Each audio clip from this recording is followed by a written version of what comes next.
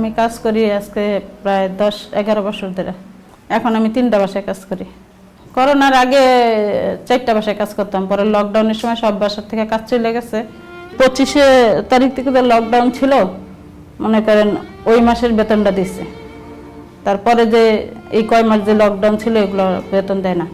আপা, আমার স্বপ্ন হয়েছে যে আমি এই যে কষ্ট করতেছি এই কষ্টের বিনিময়ে যদি আমার ছেলে মেয়ে মানুষ হয় তাহলে আমার কোনো কষ্ট থাকবে না।